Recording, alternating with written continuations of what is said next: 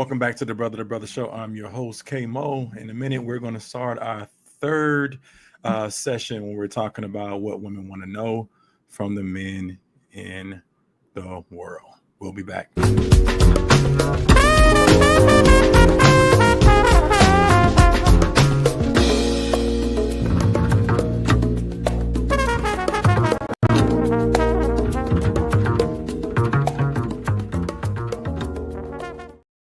Welcome back to the Brother Show. I'm your host, K Mo, where we're having this reaction to the audio where women want to know what men think in the dating scene. In this particular session, we're talking about bridging the gap and generational and understanding men a little bit more, but we're also getting closer to women kind of making some statements and asking some questions instead of us just kind of like talking and having just broad conversation. But the women on the panel actually are starting to ask some questions. But I'm going to start it where we came off from before. We're talking about young men and, why necessarily they're not having they're not being able to approach women in a certain way. And this is one of our male guests starting that conversation right now. Once they're able to trust, they're willing to open up and accept game from older men. I'm single and I have no problems with like talking to women. Corey's known me for a long time.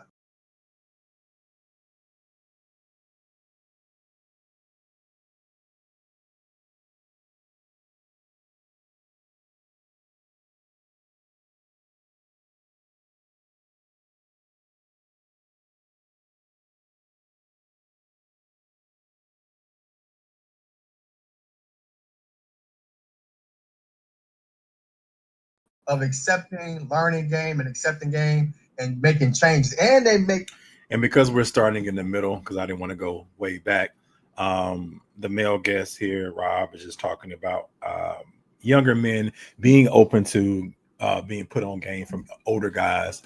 I think it's a much different time because in my age range, we were brought up with a lot of black males talking to us, having conversation with us about what that looked like with dating and approaching. And so all the social media wasn't around, which I also feel like the social media gives a false sense of confidence, which hides a lot of guys behind it. And you'll hear later on in the broadcast where some women will ask those type of questions, and we want to respond to it, but we also know that a lot of the women here were a little bit more in the middle age range and older, and wanting to know where the older guys are and what's going on with them. But in this particular conversation, we're just talking about just guys a little bit younger, and why is it where it is, and hopefully they can get out of it. But I believe that a lot of the guys my age are just so bogged down and trying to just raise families and do a lot, and maybe push back a little bit from the guys because maybe they don't come and seek out the information like we once did. But I think we're still open to those type of conversations. Changes on a more rapid level than I think we do. Hey, Robert, I think that's cool for I agree with you with younger men, but I don't think that the women here today are trying to take younger men. Maybe some are, but I'm interested if some of the other brothers are. Do you have within your circle men who might not believe and hold those same values? That's hard because we usually do not. Right. Are you in contact with men who possibly these sisters are talking about that you speak with, and how do you dialogue with them? I don't typically keep those in my circle, but maybe someone here does have someone who they do speak to, and maybe you can speak to that. So I'll chime in, and it might seem a bit all over the place, but I think one thing from friends that are single, my friends that are newly single, and even my women, for women and female, is that when relationships are started, you get into the point where you're interested, but once you get past the point of knowing you're interested, there's a few steps that are skipped in regards to are we compatible? Are we compatible? And I think Damon, you talked about something that was important. I think that understanding what somebody's background is and if they've addressed certain things from their background is important. Like you've got people from different demographics, and being from different demographics can cause issues. Like I've seen people who come up from middle to upper middle class dating people from the opposite spectrum, and there's a clash there in regards to unaddressed trauma from one side. And then you're dealing with that throughout a relationship. And so I think that when you get together, and you have to make sure that you're compatible. Whether equally, like for me and my wife are both Christian, and we knew that us being Christian guided a lot of the ways that we wanted to date and how we wanted to raise our kids and how we wanted to do certain things in our marriage. And so that guided that. And I think that step is skipped with a lot of folks because she bad and he handsome and I ain't been dating nobody in a while. And I think I think you have to dig into who somebody is and somebody's background too deep involved to where now you kind of at a point of no return. And there's always a point of return before you get to a point of return. And I think that because for people who have unaddressed trauma in their background, you need to be okay with asking them, have you sought therapy for that? Are you So in this particular time, one of the male panelists was just talking about like how to even get to start the conversation, and he's finding in his social circle that many of the women and men are getting into these spaces and not really knowing what to ask, and so they're wasting each other's time to the point where when they do get to the point where they start asking some questions, the other person isn't even aligned, and so that's great. But again, going back to that same thing, a lot of the women wanted to know, where are those guys of substance in this time, and where can you find them? Because we do know that even the guys on this panelist, and you'll hear it, many of those guys are already married, so they hang with married folks. And so knowing people who are been out here for a long time who are single, yeah, they may be out here, but it is difficult as you get a certain age to find the person that you're really interested in, because those people are starting to, aren't really visible, aren't widely accessible, and things of that nature. So definitely having to be super different in how your approach is, and when you're trying to make yourself available in trying to find somebody. I think that's a significant issue with things that I've seen.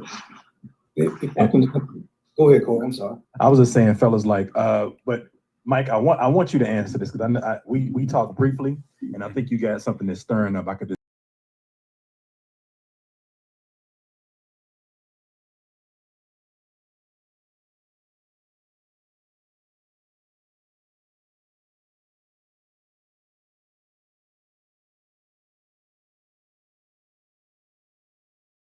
This can be also very uncomfortable in that 30 days, time period, because a lot of times people don't know who they are. They're uncomfortable with answering those questions, if that makes any sense, especially with the dating spectrum. Like if you haven't done any therapy and you've been told you're great in other spaces, it is difficult to go about, getting further than just the looks and just the superficial stuff.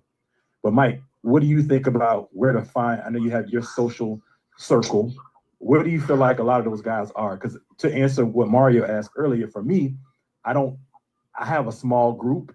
I don't think that there are a lot of guys. When I speak to them, we may be associates and friends on a certain level, but the guys on this call, we can have deep conversations.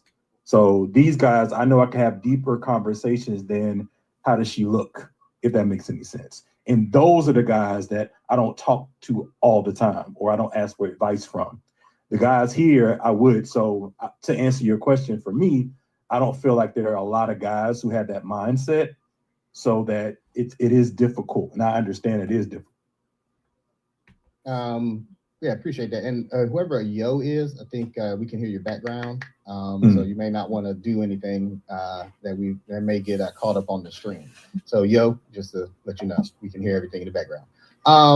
I think, so I know with, the organization, that I'm with, the group I'm with, Social Socials, we've done speed dating events, right? We've tried to do dating mixers, to answer this particular thing, women saying that they can't find anybody, men saying the pool is dried up too. So we tried to do these things, and the issue that we was having is that not enough men were coming. We didn't have men coming through to our mixers. We had to cancel actually some events because we would have 15 to 20 women signed up and like 0 men.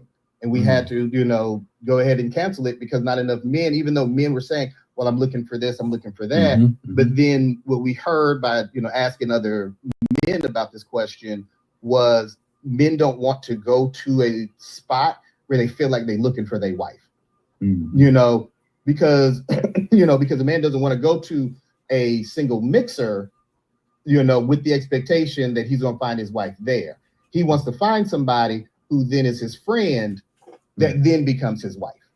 At least that's what the feedback that we've sort of received. Now, not saying that we're not going to try and do, another single mixer kind of thing. But that's something that we tried to fill that gap with. But I think, somebody put in the chat, there's social groups out there. There's different organizations that do stuff. Also, if you're in the DMV area, there's a ton of networking events, like a ton of networking events. Now, yeah, you can find somebody at the bar, you can go to a club, you can do all these other things, but then you're typically going to find that type, whatever you're looking for, you're going to find them in that environment. Right. Even if the person is a good guy, if you meet him at the club, he's probably going to have the mentality of this is just going to be a club type of relationship. Yeah. Exactly. As opposed to if you meet somebody like at church, you know what I'm saying? Then, meeting somebody at church, that relationship dynamic is going to be completely different than if you met them at the bar at happy hour. So, where you find, those guys, I mean, I guess it's just, joining groups, going out, just different things like that. I know, again, we're trying to fill up that gap, and we're still trying to, find that, where we can sort of get those connections together in a comfortable, easy location where it doesn't feel like it's stressful. But yeah, that's a question that I think it's a TBD, my brother. I think it's TBD. So as we're diving into, and Mike did a good job of it's explaining some of the things that he does within his social circle and his events. And I brought him on because I know that he does do a lot of rating and polls to kind of get a sense of why people are doing what they're doing. And I don't think that we ever really got to it. However, we did, make it clear finding someone in those particular areas is who is kind of what you set the stage for when you're moving forward in the relationship. And so we're trying to figure out what that disconnect is, and we don't really know what it is because we know society has changed so much. Again, especially people in their middle age and older, and trying to figure those things out. We're all kind of out here trying to figure those types of things out. However, I do believe that one of the things that I'm hearing consistently is, the level of relationship that you want and how deep of the connection is what is the deciding factor in what you're looking for. Now, if we're looking for marriage, looking for something serious, then I think that's what we're kind of diving deeper into. Do any of the ladies have questions?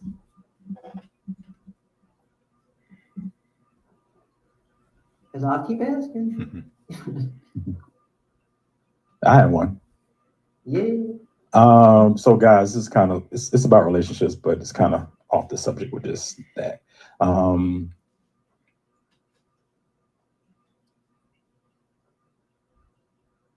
What is something small a woman can do that actually means a lot to you?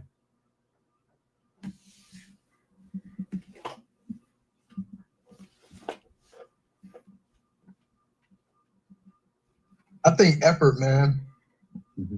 Effort. Just little small things that show that she's thinking about me, putting forth effort to make life easier for me, inserting herself, like listening to me, knowing that I'm a man out here trying to get it, knowing that I'm fighting every day, and to insert herself and just to make things easier for me. I think that goes a long way. I think just that effort and showing that, she wants to make life easier. She wants to be a part of that process. I think, man, that goes a long way. And I can be more specific, but I think we all know what I'm saying. But just just effort, man. Effort goes a long way. And I'm going to piggyback off of that because it's funny, everybody should know about the 5 love languages, right? Now, It's not necessarily the end all be all, right? But it's something that, have in your toolkit. And if I would have took that in my 20s, maybe early 30s, it probably would have been physical touch and quality time. But then as I've gotten older, then acts of service has become more so of that. And I think, doing something without there being a negotiation with the man about it. If there's something that a guy likes, even if you don't necessarily are into it, whether, we're about to have NBA playoffs, right? Sit down and just watch the game with him. You know what I'm saying? Let him try to explain it to you, even if you like basketball, or if it's going bowling or something like that, just like a little thing of spending some quality time with him and something that he likes, I think is like a small thing that then whenever you want to do something, then he's going to be willing to do it, probably 10 times out of 10. He'll sit down there and watch reality TV shows with you, go to the mall, do things that he may not necessarily want to do. But if you show just a tad bit of interest and not have to negotiate, especially, like the never-ending conversation of what we're going to eat tonight. And then the man makes suggestions. You're like, oh, I'm not feeling like burgers. Oh, I don't want tacos. Oh, I don't want Chinese. And it's like, my goodness, well, you asking what we want to eat, why we having to negotiate that? So I think, I guess a little bit of just letting go and just letting him just lead at least in one thing and doing something. I think that's probably a little thing, maybe a little acts of service and accompanying him to something. And then, I think he will be very reciprocal for that. I'll piggyback off of that. I definitely agree. For me, it's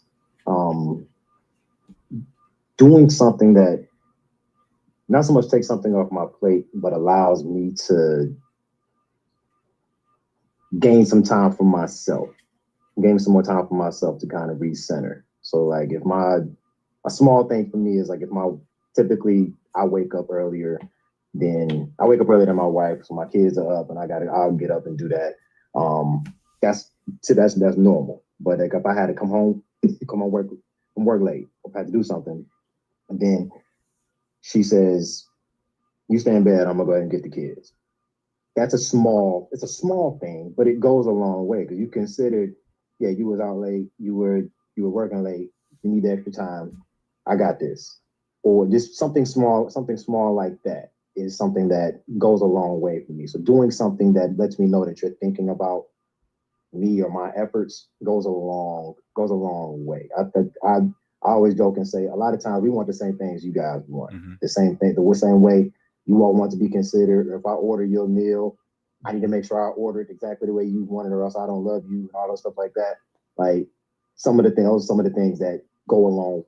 I stop it here, but I also wanted to just say to especially the ladies when you're hearing something like this, some of these guys, well, I got to split. Some guys are married, some guys are not married, but there was a pause in between that, so I wanted to feel some of that so the women that were on the call could hear and remind them what men still feel and what they really want.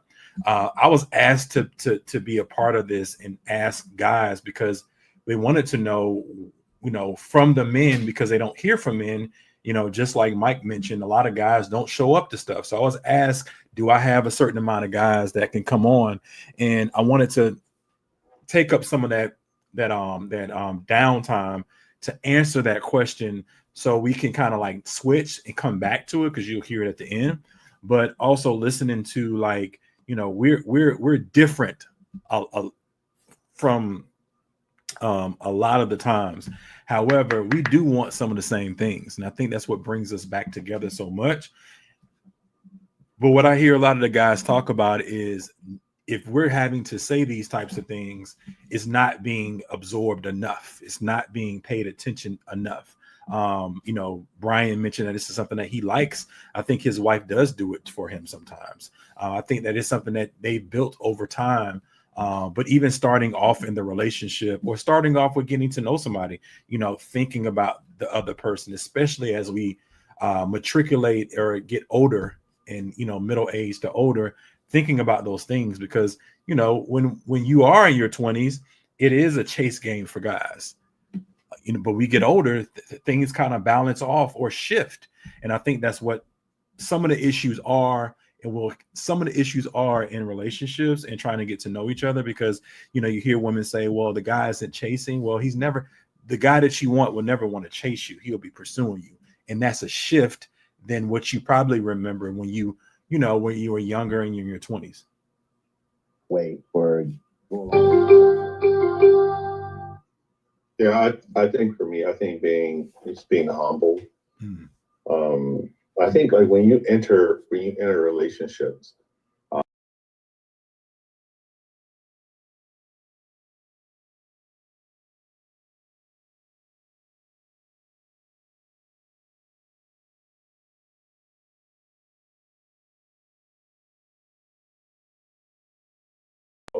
love that. But I think what has happened in turn is that, you know, the society has put extra pressure on women, right? To be more than they've seen women be in the past, right? And that pressure, I think sometimes it's hard to release that pressure when you're going into a relationship.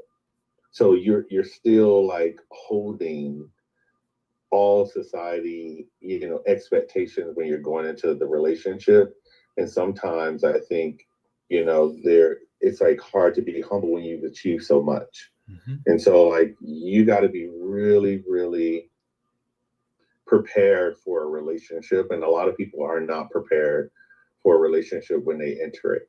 The only thing that they're looking for is their list, or they want a guy who's equally, you know, their peer, right? And like those are the things that are super important to them. But it takes a lot more than that. And I think, Brian, as someone kind of alluded to this earlier, it's like it takes more than physical looks or, you know, what someone has or has achieved in his life to be your equal in a relationship, right? And so, you know, being humble when you enter the home and allowing your partner to be your partner, right? Allowing your partner to be your peace, like that's okay. Like, so you don't have to be that strong in your home, but you also got to be honest with yourself, with the partners that you're choosing to be in these relationships with. And I think there's like a real big disconnect there between, you know, men and women, and just trying to navigate relationships outside of like who they are outside of the home. And so, you know, the humbleness is just like super duper important. And people who I think humble themselves are in relationships. Yeah. So I know that's it's going to be a touchy kind of subject, and as we get closer into the show, because the show really kind of like talks a little bit about, you know, what women want, and what I've heard from women outside of this, and I've talked to the guys and had a real honest conversation. Is, you know, I don't think a lot of women as they get older are humble enough to understand that shift that I mentioned earlier. And it doesn't mean it's a negative shift, it's a bad shift at all.